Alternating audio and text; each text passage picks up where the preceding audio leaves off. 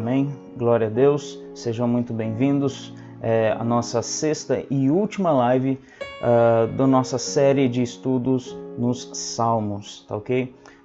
Esta é a sexta live, nós já fizemos 5 lives aí durante essa semana e a semana passada, fazendo um estudo, um breve estudo e alguns salmos selecionados da Bíblia, que foram, a gente começou lá com o Salmo 93, depois passamos para o Salmo 130, Salmo 11, Salmo 13, Salmo 67 e hoje nós vamos encerrar essa série com o Salmo 100, tá ok? Eu vou dar um tempo aí para você poder fazer aquilo que eu sempre falo no início das lives, né? Para você poder compartilhar esse vídeo, compartilhar essa live aí no seu perfil, no seu WhatsApp, convidar seus amigos, convidar o pessoal aí da sua casa para poder assistir a essa live, esse nosso último estudo, que será igual aos anteriores, né? Nós vamos fazer um estudo versículo por versículo desse Salmo número 100, fazendo alguns comentários sobre o que o salmista ensina, né, nesse salmo, qual é a tônica, qual é o ensino que o salmista traz, e depois nós vamos ver algumas aplicações para a nossa vida, tá bom? Essa série a gente está fazendo aí desde a semana passada por conta das medidas restritivas que foram colocadas aqui na cidade, e dessa maneira a nossa igreja não pode se reunir presencialmente, né? Então a gente está fazendo o culto de domingo também, o culto de louvor e adoração de forma online, né?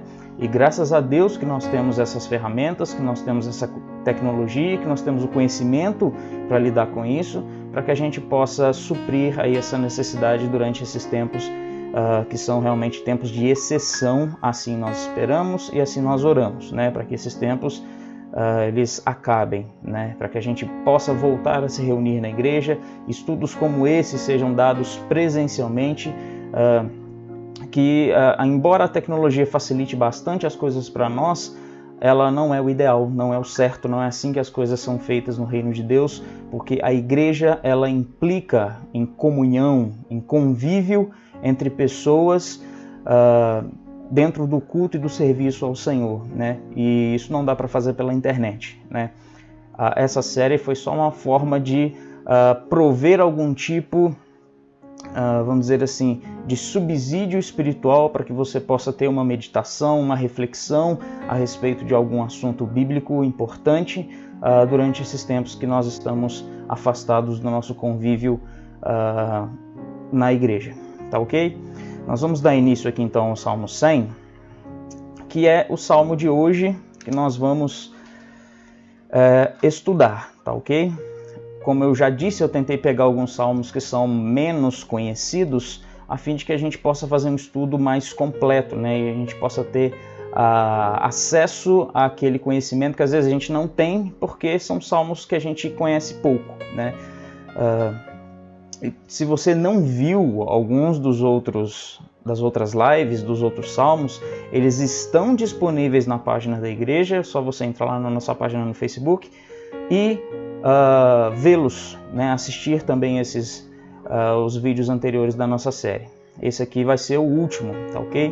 E esse é o Salmo 100, cujo nome Jubilate Deo é uma frase em latim, né? Que significa alegrem-se em Deus ou se alegrem no Senhor, né? É uma frase que aparece muito nos Salmos, especialmente na Vulgata Latina, e esse nome Jubilate Deo, ele é dado a esse salmo pelo livro de oração comum da Igreja Anglicana, né? Então ele ficou bastante conhecido, né? Por conta, ele ficou conhecido por esse nome, né? Também existem alguns registros, né, desse salmo como o antigo centésimo, né? O pessoal se referia a esse salmo 100 como o antigo centésimo, mas Jubilate Deo é o nome mais comum para esse salmo, tá ok?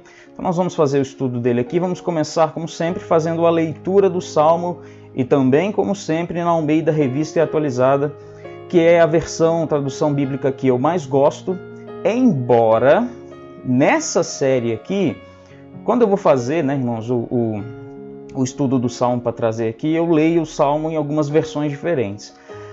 e me chamou muita atenção a nova versão transformadora, tá bom? A NVT, que foi recentemente é bondade minha, mas ela é uma das traduções mais novas que nós temos em português, e a NVT, a tradução da NVT nos Salmos é excelente, né? Mas como eu já estou muito acostumado com o Almeida Revista Atualizado, eu uso essa Bíblia desde a minha conversão, né? Desde que eu cheguei na igreja, essa é a versão que eu uso, e é uma excelente versão também em português, eu considero uma das melhores junto da NVI, e nós vamos usar aqui por padrão na série essa tradução. A gente começou com a Almeida Revista Atualizada e vamos terminar com ela, tá? Vamos lá. Celebrai com júbilo ao Senhor todas as terras. Servi ao Senhor com alegria, apresentai-vos diante dele com cântico. Sabei que o Senhor é Deus, foi ele quem nos fez e dele somos. Somos o seu povo e rebanho do seu pastoreio.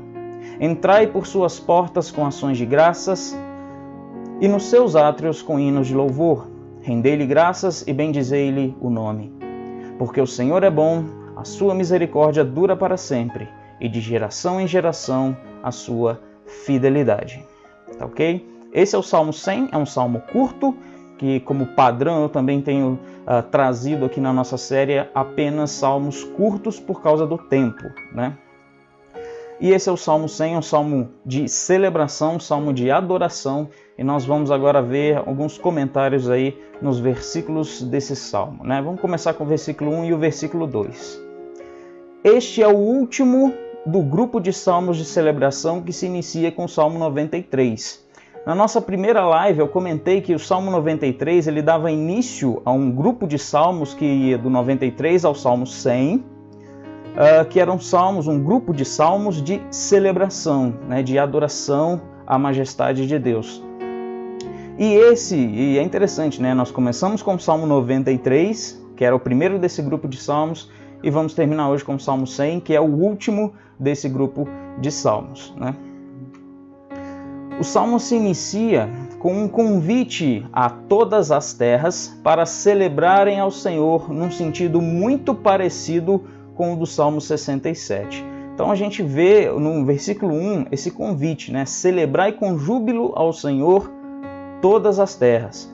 Então o que o salmista faz aqui? Ele convida todas as terras a celebrar ao Senhor com júbilo, né? Num sentido muito parecido com o do Salmo 67.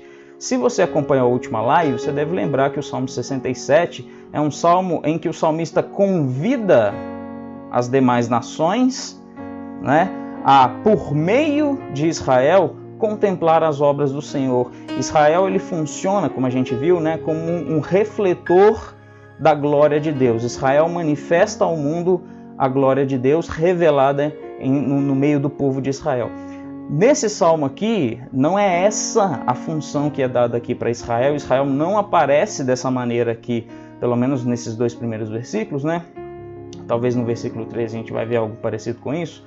Mas aqui o contexto é de um convite em que o povo de Israel está convidando todas as terras, todas as nações, né? Algumas Bíblias traduzem toda a terra no singular, com a intenção justamente de destacar que o convite do Senhor é para todos os povos, para todas as nações, para todas as línguas, né? Que eles se unam a Israel no louvor do Senhor, né? Então, nesse sentido, o Salmo ele também é universal, né? Ele convida todas as nações a participarem da adoração. E é isso que nós vemos aqui, né? O verbo ali, servir ao Senhor com alegria, esse verbo servir, ele é melhor traduzido como cultuai. De modo que o salmista convida os povos a participarem do culto, né? Enquanto lá no Salmo 67 a ênfase era nas nações conhecerem ao Senhor, né, através de Israel, aqui o convite é para que as nações se juntem a Israel no louvor ao Senhor. Esse verbo servir, é interessante que em inglês, né, ele é melhor compreendido em inglês, porque em inglês o culto, o que nós chamamos aqui hoje de culto, amanhã vai ter culto, né? Em inglês a gente fala service, né, que são que a gente traduz como serviço, né? Então a ideia do culto é que nós estamos servindo a Deus no culto. Então o que a gente chama de culto aqui no Brasil, nos Estados Unidos eles chamam de service. E aqui é a mesma ideia dessa tradução, né? Servir ao Senhor com alegria é melhor traduzido aqui para a nossa compreensão como cultuai ao Senhor com alegria. E algumas Bíblias fazem essa tradução justamente para destacar o sentido do termo hebraico aqui, que é o de prestar culto, né? Mas a ideia de serviço também está presente, né? Mas a gente entende melhor com a palavra culto, né? Então, como eu falei, no versículo 1 ele convida todas as terras a fazer o quê? A servir ao Senhor com alegria, a cultuar ao Senhor com alegria. O paralelo do versículo 2 é a prática do convite feito no versículo 1. Isto é, as nações devem apresentar-se diante de Deus com louvor para cultuá-lo, né? O que diz no versículo 2, servir ao Senhor com alegria, apresentai-vos diante dele com cântico. O que isso significa? Isso é o que o versículo 1 está convidando. O versículo 1 ele convida todas as terras a fazer o quê? A servir ao Senhor com alegria e apresentar-se diante dele com cântico, né? O tom dominante desses dois versículos é a alegria, que é referenciada pelo menos 3 vezes. Celebrai com júbilo ao Senhor, primeira referência à alegria. Segunda, ela já é mais direta, né? Servir ao Senhor com alegria. E terceiro, apresentai-vos diante dele com cântico. O cântico aqui, Rafael, mas nem todo cântico é cântico de alegria. Ok, mas dentro do contexto do versículo 1 e versículo 2, o cântico aqui ele é uma expressão de alegria, né? Então, dentro desse contexto aqui, o que domina o versículo 1 e o versículo 2 é a alegria, tá bom? Vamos ver o versículo 3. O versículo 3 inicia com um convite a reconhecer o Senhor como Deus, né? Sabei que o Senhor é Deus. Essa tradução também não ajuda muito, né? Sabei que o Senhor é Deus, é um imperativo, mas seria melhor traduzido aqui para a gente entender melhor como reconhecei que o Senhor é Deus. O convite feito no versículo 1 e no versículo 2, para que eles se juntem a Israel no louvor ao Senhor, agora o convite é para que essas nações que se juntaram a Israel reconheçam que o Senhor é Deus, né? Uma referência à conversão. O restante do versículo parece apontar para o povo de Israel, né? Olha o que o texto diz. Foi ele quem nos fez e dele somos o seu povo e rebanho do seu pastoreio. Aqui o salmista está falando dele como israelita, né? Como parte do povo de Israel e não como toda a terra, né? Introduzindo um argumento para o seu convite nos versos anteriores e para o seu convite a reconhecer o Senhor como Deus. Olha o que o salmista faz. Ele convida as pessoas a celebrarem ao Senhor e depois, no início do versículo 3, convida o povo também a reconhecer que o Senhor é Deus. Nessa parte final do versículo 3, foi ele quem nos fez e dele somos o seu povo e rebanho do seu pastoreio. Por que o salmista está dizendo isso daqui agora?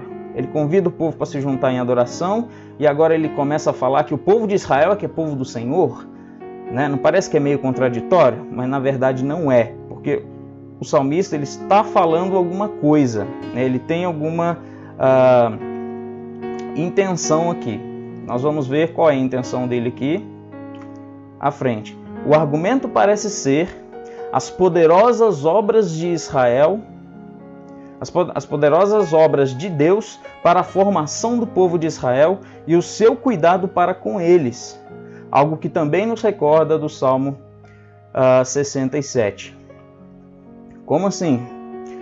Lembra do Salmo 67? O que era o Salmo 67? Israel como refletindo a glória de Deus.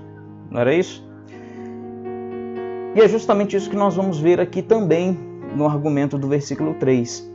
Quando ele diz, foi ele quem nos fez e dele somos, Israel está chamando atenção para as obras de Deus na formação do povo de Israel. Chamando atenção para o êxodo, chamando atenção para os livramentos de Deus sobre Israel, chamando atenção para o cumprimento da promessa da aliança, que é a posse da terra prometida por Israel. Então o salmista convida eles a celebrarem ao Senhor e depois diz o porquê. E o porquê eles devem fazer isso? porque observem em nós, em Israel, as obras que Deus fez. Observe o cuidado dele, rebanho do seu pastoreio, é justamente uma referência ao cuidado que Deus tem para com o povo de Israel. Então, o argumento que o salmista aponta aqui para o convite deles é justamente para que eles observem a grandeza de Deus, do Deus que eles têm que celebrar, que eles têm que adorar. Observem a grandeza desse Deus por meio daquilo que ele fez em nós e por meio de nós também. Então observe que esse é um salmo de adoração, né, a Deus, que tem essa visão também de convidar todas as nações a participarem desse culto, enquanto Israel busca justamente que essas nações reconheçam que o Senhor é Deus por meio daquilo que Deus realizou no meio deles. Tá bom? Vamos dar prosseguimento. Justamente, o salmista convida todos os povos a cultuarem ao Senhor, reconhecendo como Deus, através do que ele tem feito no meio do seu povo. Tá bom? Então, muito parecido com o Salmo 67. Né? Não é a mesma ideia, né, do Salmo 67, porque aqui a ênfase não está nas pessoas reconhecerem ao Senhor através de Israel. O destaque não está em Israel como manifestador ou como refletor da glória de Deus. Está no Senhor. Né? Lá no Salmo 67, Israel era como se fosse, digamos assim, o assunto do Salmo é Israel como luz para as nações. Aqui no Salmo 100, o destaque é para o Senhor como Deus de toda a terra, aquele que deve ser celebrado, aquele que deve ser adorado. Ok? Vamos passar aqui então para o versículo 4.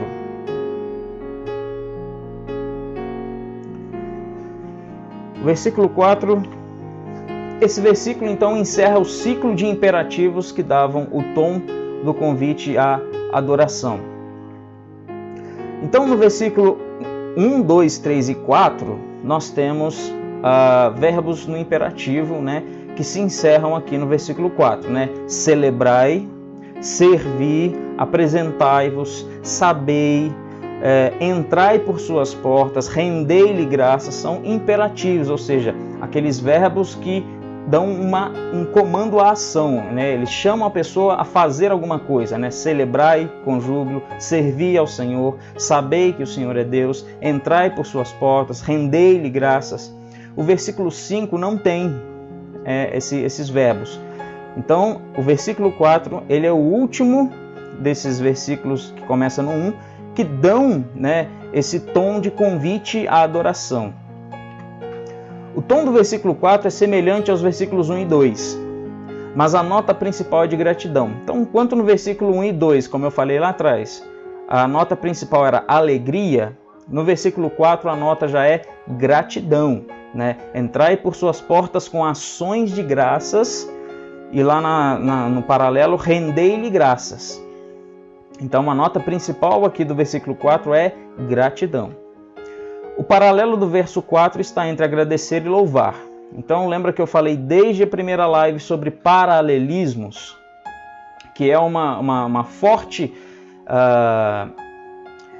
característica literária realmente do povo hebreu, que eles, na sua questão poética, eles usam muitos paralelos, né? E aqui no versículo 4 nós temos mais um, né? Entrai por suas portas com ações de graças e nos seus átrios com hinos de louvor. E aí na segunda parte do versículo 4, rendei-lhe graças e bendizei-lhe o nome. Ou seja, você forma aí o paralelo entre a primeira e a segunda frase, falando sobre gratidão e sobre louvor, né? Bem dizer ao Senhor e louvá-lo aqui são expressões sinônimas, né? O convite a entrar por suas portas e estar nos seus átrios é forte para o contexto do Antigo Testamento. Por quê? Né? Observe o que o versículo 4 diz. Lembra que lá no versículo 1 eu falei que o salmista está convidando toda a terra a se juntar ao culto. Mas no versículo 4 ele convida o povo a se juntar ele convida todas as terras, todas as nações a se juntarem ao culto no templo. Porque ele diz, entrai por suas portas, é uma referência ao templo, e nos seus átrios, né? Então as nações elas vão vir e vão se unir ao povo de Israel dentro do templo. E por que isso aqui é forte para o contexto do Antigo Testamento? Porque as outras nações elas não eram permitidas, os gentios não podiam entrar no templo. A gente vê isso no Novo Testamento, por exemplo, né? Se eu não me engano, Tito teve que ser circuncidado para que, junto com Paulo, né? Paulo teve que circuncidar Tito para que Tito pudesse entrar no templo. Então, quando o salmista aqui convida as pessoas a estarem nos átrios do Senhor, a estarem dentro de suas portas, é uma linguagem muito forte, né? Porque no Antigo Testamento, a visão judaica, ela não permitia que outras nações, que gentios, que incircuncisos, que não fazem parte do pacto da aliança abraâmica, adentrem no templo. Mas aqui o salmista está dizendo para eles adentrarem dentro do templo. Só que tem um detalhe, né? Essa atitude, né, de convidá-los para dentro do templo, ela é posterior a reconhecer que o Senhor é Deus, que está lá no versículo 3. Lembra que eu falei que o que a gente tem no versículo 3 é uma ideia de conversão, que o salmista está convidando as demais nações a se converterem ao Senhor? Então, a partir da conversão das pessoas, né, de todos os povos, no versículo 3, eles já podem estar dentro do templo, cultuando ao Senhor junto com o povo de Israel. Então, observe que aqui no versículo 4 se encerra essa, vamos dizer assim, essa progressão que existe aqui no Salmo 100, né? O Salmo então progride desde o seu convite inicial, nos versículos 1 e 2, convite para que todas as terras venham cultuar ao Senhor, passa pela conversão ao Deus de Israel no versículo 3, e essa conversão é baseada no quê? Naquilo que Deus fez no meio do seu povo, né? E depois termina no versículo 4 com a união de todos os povos na casa do Senhor para cultuá-lo, né? Então veja a progressão que o Salmo faz, desde um convite para que as nações venham adorar ao Senhor, passa pela conversão dessas nações ao Senhor e termina nos átrios do templo louvando a Deus. Termina assim, esses 4 primeiros versículos, né, que são o ciclo de imperativos, o ciclo do convite. O convite do salmista começa no versículo 1 e termina no versículo 4, né, buscando a conversão das nações ao Senhor para que se alegrem, para que adorem ao Senhor junto com Israel. O versículo 5 ele é o último versículo do Salmo e ele é um pouco distinto dos outros, porque ele não faz parte do convite que o salmista tem feito aqui, que eu tenho falado desde o início, né? O versículo final do Salmo é distinto dos anteriores e parece oferecer uma conclusão apropriada. Apesar dele ser distinto, né, ele parece que, se você lê, né, porque o Senhor é bom, a sua misericórdia dura para sempre e de geração em geração a sua fidelidade, o versículo 5 parece um pouco distoante dos anteriores, porque os anteriores estão focados no convite, né, do salmista para as outras nações. Eles têm que vir, o que eles têm que fazer, né, celebrar e servir, saber, alegrai-vos, entrai por suas portas. Tudo isso são comandos que o salmista está dando para outras nações, né? Faz parte do convite para vir adorar a Deus. Mas no versículo 5 não tem, né, nenhuma desses comandos de ações. É bem provável que o versículo 5 contenha uma expressão de louvor comumente utilizada pelos israelitas como uma forma de ação de graças. E é justamente isso, né? É provável que quando o israelita lá ia fazer e agradecer ao Senhor por alguma coisa, quando ele ia agradecer ao Senhor por alguma coisa, como que ele agradecia? Ele falava obrigado? Não, ele dizia isso, né? O Senhor é bom, a sua misericórdia dura para sempre e de geração em geração a sua fidelidade. Então é provável que o salmista incluiu aqui no Salmo 100, no poema dele aqui do Salmo 100, essa expressão de gratidão comumente utilizada pelos israelitas. Dentro do contexto, né, pode ser que seja um refrão entoado por todo o povo ajuntado na casa de Deus, judeus e gentios. Pode ser isso ou pode ser outras coisas, né? Mas qual que seria essa ideia? Do versículo 1 ao versículo 4 existe aquela progressão que eu mencionei. Você convida outras nações, elas se convertem e entram dentro do templo para, junto com Israel, adorar o Senhor. E o que eles vão dizer? Qual vai ser o louvor? Qual vai ser a expressão que eles vão usar todos juntos para adorar o Senhor? O versículo 5. Então é como se o salmista convidasse as nações para irem até a casa do Senhor, para que lá eles todos juntos pudessem entoar o que está no versículo 5. Essa é uma probabilidade, né? Por outro lado, também pode ser um hino final entoado a Deus por sua grandeza em estar aberto a todas as terras. Então, tanto pode ser isso que eu mencionei, né, para que todos ali pudessem entoar esse versículo 5 ao Senhor, ou pode ser que o próprio salmista estivesse colocando esse hino de agradecimento aqui no final, para louvar a Deus pelo fato de Deus estar aberto a receber todas as terras nos seus átrios, né? Então pode ser uma coisa e pode ser outra. Eu acredito que as duas elas são bem possíveis dentro do texto, embora eu acho que a primeira, né, seja mais interessante do ponto de vista do contexto, né? Seja como for, o louvor, a celebração e a ação de graças mencionadas no Salmo encontram aqui a sua expressão máxima. Então, toda vez que eles falam sobre celebrar com júbilo, com alegria, apresentar com cântico, render graças ao Senhor, bendizer Ele ao nome, todas essas coisas encontram o seu ápice, o seu máximo no versículo 5. O versículo 5 é aqui no Salmo 100 a expressão máxima do louvor dentro desse contexto, tá bom? Então esse foi o Salmo 100, né? Vamos ver um resumo desse Salmo aqui. Então, o salmista começa nos versos 1 e 2 convidando todas as terras para participarem do culto prestado com alegria a Deus. É um salmo de convite. No versículo 3, o convite é para que eles se convertam ao Senhor, usando Israel como exemplo para a grandeza de Deus e a majestade de Deus, né? Lembra que eu falei? No Salmo 67, a ênfase está em Israel como refletor da glória de Deus. A ênfase aqui agora já é na majestade e na grandeza de Deus, que se revela por meio de Israel. No versículo 4, os convertidos são literalmente introduzidos no lugar de adoração, no templo, onde devem se apresentar com louvor e gratidão. O versículo 5 encerra o salmo com uma expressão de louvor por vezes referenciada nos versos anteriores, né? Então, em resumo, o Salmo 100 expressa um convite para que toda a terra se converta ao Senhor e lhe prestem culto com alegria e gratidão. Então, são essas duas palavras que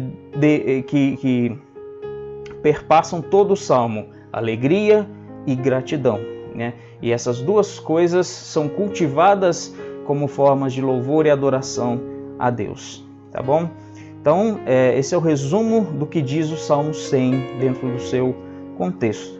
Agora vamos ver algumas aplicações para a nossa vida, né? 2 aplicações apenas aqui, para a gente não estender muito a live. A pregação do Evangelho deve concentrar-se em quem Deus é e no que nós devemos a Ele por isso, não primariamente naquilo que Ele pode fazer por nós. Um grande problema de quando nós vamos pregar o Evangelho é que muitas vezes a gente reduz o Evangelho a uma oferta para resolução de problemas e dilemas desta vida, né? Então muitas vezes a gente já viu, né, pessoas pregando o Evangelho dizendo para a pessoa que está sendo evangelizada, né, que Deus pode resolver os problemas dela, que Deus pode restaurar o casamento dela, que Deus pode acabar com o sofrimento dela, que Deus pode tirar ela de uma situação difícil. Isso não é mentira. De fato, Deus pode fazer essas coisas, né? E quando a pessoa se converte, em muitas dessas vezes, Deus realmente faz alguma coisa miraculosa dessa forma, né? Mas além disso não ser regra, isso não é o mais importante do Evangelho. O mais importante do Evangelho é você apresentar a pessoa que você está evangelizando, a pessoa de Deus, de Cristo, por quem Ele é. E o que nós devemos a Ele por isso. Então, a principal razão para uma pessoa se converter ao Evangelho é porque Deus é Deus e nós devemos a Ele adoração. Essa é a principal ideia do porquê que uma pessoa tem que se converter. Ela não tem que se converter primariamente ou em primeiro lugar porque ela tem um problema e Deus pode resolver. Essa não é a função primária do Evangelho. A função primária do Evangelho é fornecer a salvação. E a salvação também não é só fazer com que a gente seja livrado do inferno. Mesmo que seja isso, né, não é só isso, mas principalmente que a gente seja transportados para o reino de Deus, né, que Paulo vai chamar de o reino do Filho do seu amor. Então, a salvação, ela é primariamente para a glória de Deus, para nos levar a glorificar a Deus. Então, nós devemos adoração a Deus porque Deus é Deus, porque nós somos criaturas de Deus e a salvação é para a glória de Deus. Então, isso é muito enfocado nesse Salmo 100, porque o convite do salmista já é para adoração, ele já chama as pessoas para adorarem, chama as pessoas para reconhecer que o Senhor é Deus, chama as pessoas para render graça ao Senhor, tudo focado em Deus, tudo direcionado para Deus, porque o salmista entende que a glória máxima de Israel não está na sua força, não está nas suas conquistas, não está em nada disso. Está em Deus, está naquele Deus a quem ele serve. Então esse é primariamente uma das aplicações que a gente pode fazer para o Salmo 100, né? Primariamente concentrarmos na pregação em quem Deus é e naquilo que nós devemos a Ele. Tá ok? O segundo ponto aqui então é que a alegria e a gratidão devem sempre guiar o tom do nosso culto ao Senhor. É a resposta natural quando olhamos para quem Ele é. Então eu falei que a alegria e a ação de graças eram dois temas ou duas expressões de adoração, de louvor, repetidas nesse salmo bastante, e que esse salmo dá muita ênfase na alegria e na gratidão. Então, isso nos ensina que o nosso culto ao Senhor, né, que a nossa adoração, ela tem sempre que ser guiada pela alegria e pela gratidão. É óbvio, né, quando a gente pensa na nossa vida diária e no nosso relacionamento com Deus, que muitas vezes a gente vai chegar diante do Senhor em tristeza, né? Como eu falei aqui também quando a gente falou sobre o Salmo 130, que a gente pode se chegar diante de Deus em tristeza, né? E que a gente tem que expressar essa tristeza. Mas, observando o Salmo, a gente observa que a alegria que o salmista menciona aqui não é uma alegria natural que existe em nós, mas é a alegria que nós sentimos quando nós olhamos para quem Deus é. Então, quando nós olhamos para nós mesmos, para os nossos problemas, para as nossas angústias, é natural que a gente encontre muita dificuldade para se alegrar. Mas quando nós olhamos para Deus e para quem Deus é, então é muito mais fácil de se alegrar e é muito mais fácil de ser grato a Deus. Não se trata aqui de uma alegria falsa, nem de uma gratidão falsa. Muito pelo contrário, se trata de uma alegria verdadeira, porque ela não está fundamentada em sentimentos passageiros. Pelo contrário, essa alegria aqui ela está fundamentada em quem Deus é. Então é esse tipo de alegria que nós devemos ao Senhor, ou seja, que é a nossa responsabilidade. Essa é a resposta natural a quem Deus é alegria e gratidão. Alegria e gratidão, tá ok? Então esse é o Salmo 100, essas são algumas aplicações aí, somente essas duas, para a nossa meditação, para o nosso crescimento aí a partir desse Salmo. Eu vou, obviamente, sugerir a você que faça a leitura desse Salmo, né, que você possa ler, reler cada ponto, se você quiser voltar à live aí para você assistir talvez os comentários dos versículos, para você tentar entender um pouco melhor, se não ficou muito claro, né, o sentido desse salmo diante das suas aplicações. Mas eu espero que tanto esse salmo quanto os outros salmos que nós estudamos aqui possam ter sido úteis para a sua vida, que você possa ter aprendido, que você possa ter crescido no conhecimento do Senhor, tá ok? E nós vamos encerrando hoje aqui essa série de estudos nos salmos, tá bom?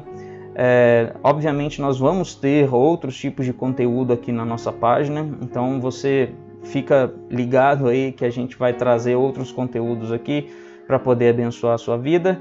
E eu quero também agradecer a todo mundo que assistiu às lives, né, que participou todos esses dias, né, que nós tivemos aqui desde a semana passada, sempre na terça, na quinta e no sábado. Muito obrigado a você que esteve presente. Eu espero realmente que esses esses momentos possam ter sido e proporcionado, né, crescimento espiritual para você, tá bom? Lembrando que essas lives, todos os estudos nos outros salmos estão gravados lá na página, você pode ir lá, você pode assistir no momento que você puder. São sempre lives pequenas, de até no máximo 40 minutos, que é um tempo que eu acho bacana para você poder ter uma reflexão diária aí sobre a palavra de Deus, tá ok? Muito obrigado pela sua presença, por você que ficou aí, por você que nos acompanhou, e que Deus possa abençoar a sua vida, tá bom? Muito obrigado e até o próximo conteúdo que a gente fizer.